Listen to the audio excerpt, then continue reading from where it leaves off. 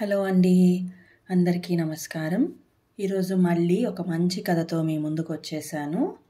కథ పేరు 3 తరాలు.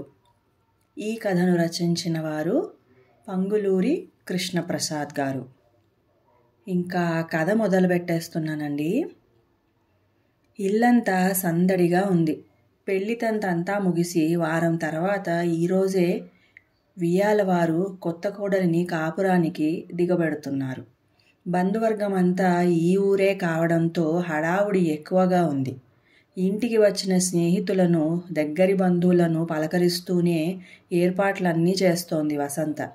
వియ్యాలవారిని రిసీవ్ చేసుకోవడానికి భర్త రమేష్ స్టేషన్కు వెళ్ళాడు. అడిగిన వాళ్లకు సమాధానం చెబుతున్నా ఆమె మనసు అన్యమనస్కంగానే ఉంది. ఇంట్లో హడావుడి లాగానే ఆమె మనసు కూడా అలజడిగా ఉంది. దానికి కారణం ఈ పెళ్లి సందడి కాదు. పొద్దున జరిగిన సంఘటనే మనసులో మెదులుతూ కుదురు లేకుండా చేస్తోంది. అన్ని ఏర్పాట్లు పూర్తయ్యాయి. సమయం సాయంత్రం 4 దాటింది. ఇల్లంతా ఒకసారి పరికించి చూసుకుని వచ్చే వాళ్ల కోసం ఎదురు చూస్తూ కాఫీ గ్లాస్ చేత పట్టుకొని ఓ పక్కగా కుర్చీలో కూలబడింది వసంత. పొద్దున అత్తగారు చెప్పిన మాటలే చెవిలో గింగురుమంటున్నాయి. చూడమ్మాయి వసంత, నీ మంచి కోసమే చెబుతున్నా. నువ్విప్పుడు అత్తవయ్యావు. వచ్చిన కోడల్ని జాగ్రత్తగా నీ అదుపులో ఉంచుకో. ముందు స్వేచ్ఛ ఇచ్చి ఆ తర్వాత బాధపడే పరిస్థితి తెచ్చుకోకు. కొడుకు కోడల్ని వేరు కాపురం పెట్టించాలని ఇంకో ఫ్లాట్ అద్దెకు మాట్లాడవటగా. అది చాలా తప్పు. ఇప్పుడే వాళ్లకు బాధ్యతలు అప్పజెప్పడం మంచిది. వదిలేశావనుకో, రేపొద్దున ముసలాళ్ళై వాళ్ల దగ్గరకు చేరినప్పుడు మీరు వాళ్లకు బరువైపోతారు. మీ పొడ వాళ్లకు గిట్టకుండా పోతుంది. పెద్దదాన్ని ఎందుకు చెబుతున్నానో అర్థం చేసుకో తల్లి. ఒక్కసారిగా షాక్తో నిలబడిపోయింది వసంత. మీ పెళ్ళైన మొదట్లో నేను మిమ్మల్ని వేరుగా ఉంచుదామనే అనుకున్నాను. అది అప్పట్లో కుదరలేదనుకో. ఇది తనకి తెలియని కొత్త విషయం. ఆమె చెప్పుకుపోతోంది. అది మా మంచికే అయ్యింది. అందరం కలిసి ఉండబట్టి నువ్వు బాధ్యతలకు అలవాటు పడ్డావు. ఈ ముసల్తనంలో మమ్మల్ని చక్కగా చూసుకుంటున్నావు. నీ ముసల్తనం కూడా ఇలాగే హాయిగా ఏ చీకు చింత లేకుండా సాగిపోవాలనుకుంటే వాళ్ళని వేరు కాపురం పెట్టించే ఆలోచన కట్టిపెట్టి అందరూ ఇక్కడే సర్దుకునే ఏర్పాటు చెయ్యి. జాగ్రత్త సుమి. ఆనక చెప్పలేదనకు. అత్తగారు అన్న ఆ 4 మాటలు వసంత ఆలోచనల్ని ఒక్క కుదుపు కుదిపి పెరుగు చిలికినట్లు చిలికేశాయి. వసంతకు అత్తగారితో చెప్పుకోదగ్గ అభిప్రాయ భేదాలు ఇప్పుడు లేవు. ఆవిడ మాట వినకూడదని గాని, ధిక్కరించాలని గాని ఆలోచన కూడా లేదు. పెద్దావిడ అంత అక్కరతో తన వృద్ధాప్య జీవితం గురించి ఆలోచించి అనుభవంతో సలహా చెప్పడంతో వసంత మనసులో సంఘర్షణ మొదలయ్యింది. అసలు కొడుకు పెళ్లి కాగానే వేరుకాపురం పెట్టించాలన్న ఆలోచన ఇప్పటిది కాదు. ఎన్నో ఏళ్ల నుంచి దృఢ నిశ్చయమై మనస్సులో వేళ్ళూనుకుంది. వసంత ఆలోచనలు ఒక్కసారిగా గతంలోకి పరిగెత్తాయి. తమకు ఒక్కగానొక్క కొడుకు సిద్ధార్థ్. వాడు ఉద్యోగంలో స్థిరపడ్డాక మంచి సంబంధం అని ఏరి కోరి తామే శిరీషను చూసి పెళ్లి చేశారు. పెళ్లి చూపుల్లో చూసినాడే వసంతకు శిరీషలో తనను తాను చూసుకున్న ఫీలింగ్. ఇప్పుడంటే అన్ని పనులు సమర్థించుకుంటూ చేసుకోవడం, అవసరమైతే సర్దుకుపోవడం అలవాటైపోయింది. కానీ పెళ్ళై కోడలిగా అడుగుపెట్టిన తొలినాళ్లలో తానెంత ఇబ్బంది పడింది, ఏం కోల్పోయింది అనేది గుర్తొచ్చింది. చిన్న చిన్న ఆనందాలకు కూడా ముఖం వాచిపోవాల్సిన పరిస్థితి. అత్తమామలకు తన భర్త రమేష్ ఒక్కడే కొడుకు.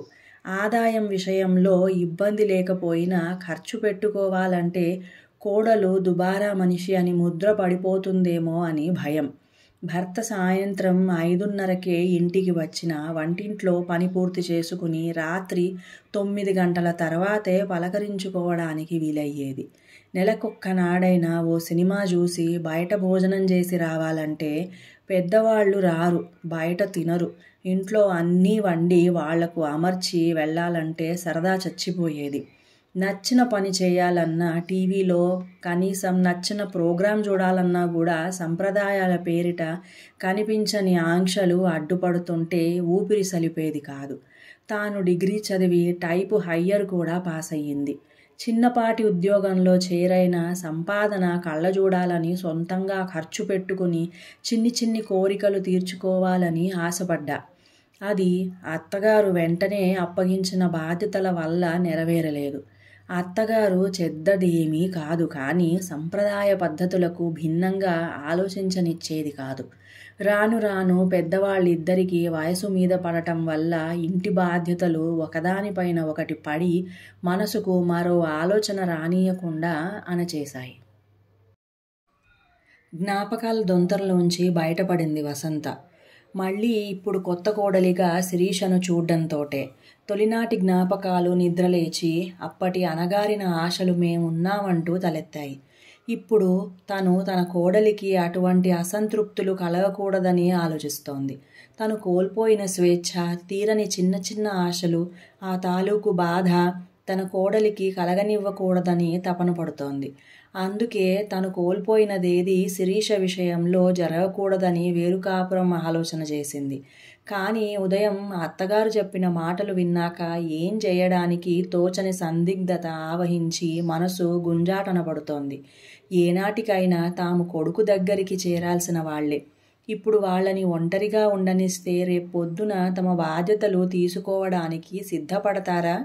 కొన్నాళ్లైనా స్వేచ్ఛగా మమ్మల్ని ఉండనిస్తే ఆ తర్వాత ఎలాగూ బాధ్యతలు తప్పవు, సంతోషంగా స్వీకరిస్తాం గదా అని అప్పట్లో తాను అనుకునేది.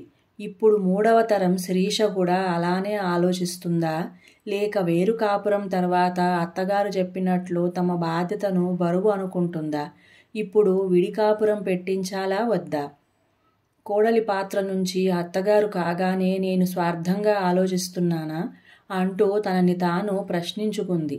సమాధానం అవును అని వినడానికి మనస్కరించక ఆలోచనలు తీవ్రంగా కుదిపేస్తూ ఉంటే గట్టిగా తల విదిలించింది. ఇంతలో కోడలు వాళ్ళు రానే వచ్చారు. వారికి సాదరంగా స్వాగతం పలికి కావలసిన వసతులు సమకూర్చే పనిలో మునిగిపోయింది వసంత. పలకరింపులు, బహుమతులు ఇచ్చిపుచ్చుకోవడం, అన్ని రకాల పరామర్శలు ముగిశాయి. భోజనాలు ముగించి ఎవరికి వాళ్ళకి పడకలు ఏర్పాటు చేసేదాకా ఊపిరి పీల్చుకోవడానికైనా వసంతకు తీరిక దొరకలేదు. కాస్త సమయం ఆలోచనలు మరిచింది. కానీ కాస్తంత వీలు చిక్కగానే మళ్ళీ ఆలోచనలు ముసిరాయి. స్వార్థం, కర్తవ్యాల మధ్య ఎటూ తేల్చుకోలేక తెగిన దండలోని పూసలలాగా చిందరవందరగా ఉన్న ఆలోచనలన్నీ భర్త ముందు పరిచింది. ఇదసలు పెద్ద సమస్యే కాదు అని తేల్చేశాడు భర్త రమేష్. తెల్లబోయింది వసంత. పొద్దుట్నుంచి మనసులో జోరీగల్లా ముసిరేస్తున్న ఆలోచనలను అంత తేలిగ్గా తీసిపారేశారు. తానెప్పుడు ఇంతే, ఏదీ సీరియస్గా తీసుకోడు అనుకుంది. ఇందులో ఎవరిదీ తప్పు కాదు. అమ్మ చెప్పింది నిజమే. నువ్వు కోల్పోయిన చిన్నపాటి స్వేచ్ఛని నీ కోడలికి ఇద్దామనుకున్న నీ ఆలోచన కూడా సబబే. ప్రతి ఆడపిల్ల తన భర్తతో కొద్దిపాటి స్వతంత్రంగా, స్వేచ్ఛగా, ఏకాంతంగా గడపడానికి సమయం ఉండాలనుకోవడం తప్పుకాదు. కానీ అందుకోసం వాళ్ళు బాధ్యతల్ని వదిలేసి ఒంటరిగా ఉండటానికి ఇష్టపడతారని మనం అనుకోవడం, వాళ్ళ ఆలోచనలు, అభిప్రాయాలు తెలుసుకోకుండా మన ఆలోచనలను వాళ్ళ మీద రుద్దడం ఈ తరాన్ని అవమానించడమే అవుతుంది. కాదంటావా? ఒక్కొక్క పూసని సూదిదారంతో దండలా గుచ్చుతున్నట్లుగా నెమ్మదిగా చెప్పుకుపోతున్నాడు. అప్పట్లో మనకు అంత పరిపక్వత లేదు. ఆ మాటకొస్తే ఆ వయసులో ఉండే అవకాశం కూడా తక్కువే. అందువల్ల నీ ఇబ్బందికి ఆ రోజు పరిష్కారం దొరకలేదు. ఇప్పుడు అదే సమస్య నీ కోడలికి రాకూడదని ఆలోచించడం మంచిదే. కానీ జాగ్రత్తగా ఆలోచించు. నీకే కాదు, ఏ కోడలికైనా అసలు సమస్య స్వేచ్ఛ లేకపోవడం కాదు, స్నేహం లేకపోవడం అని నా భావన. దాన్ని స్వేచ్ఛ లేదు అని భావించి వేరు కాపురమే అందుకు పరిష్కారమని నువ్వనుకుంటున్నావు. కానీ ఇంట్లో ఉన్న అత్తగారు కోడలితో స్నేహం చేయకపోవడమే అసలు సమస్య. మా అమ్మ నీతో స్నేహం చేయలేదు. అందువల్ల బాధ్యతలు బంధనాలై నీకు స్వేచ్ఛ కావాలనిపించింది. ఆ తప్పు నువ్వు ఇప్పుడు సరిచెయ్యి. కొత్త ఇంట్లో తెలియని మనుషుల మధ్య అడుగుపెట్టిన కోడలికి నువ్వు స్నేహితురాలిగా ఉండు. తన అభిరుచులు, అలవాట్లు తెలుసుకో. ఆశలు, ఆశయాలు పెంచుకునే అవకాశం ఇచ్చి మంచి ఆలోచనలను ప్రోత్సహించు. అలా ఉంటే ఏ కోడలు విడిపోయే స్వేచ్ఛ కోరుకోదు. కలిసి ఉండటం వల్ల నువ్వు నీ అత్తగారిని ఎంత బాగా చూసుకుంటున్నావో గమనించి నేర్చుకుంటుంది. అప్పుడు వృద్ధాప్యంలో రేపటి నీ భవిష్యత్తు ప్రశ్నార్థకం కాబోదు. వింటున్నానా లేదా అన్నట్టు ఒక్క క్షణం ఆగాడు. ఏదీ పట్టనట్టు కనిపించే అతని విశ్లేషణని అబ్బురపడుతూ మొహంలోకి చూస్తూ వింటోంది వసంత. నీ కోడలు తనకి తోచిన ఏ విషయమైనా మొహమాట పడకుండా నీ దగ్గర చెప్పగలిగేంత స్నేహంగా ఉండు. అప్పుడు నువ్వు పనిగట్టుకుని తనకి స్వేచ్ఛ ఇవ్వవలసిన పని లేదు. తను స్వతంత్రించి నీ దగ్గర స్వేచ్ఛ తీసుకోవాల్సిన అసంతృప్తితో నీకు దూరంగా వెళ్ళిపోవాల్సిన అగత్యము ఉండదు వివరంగా చెప్పాడు.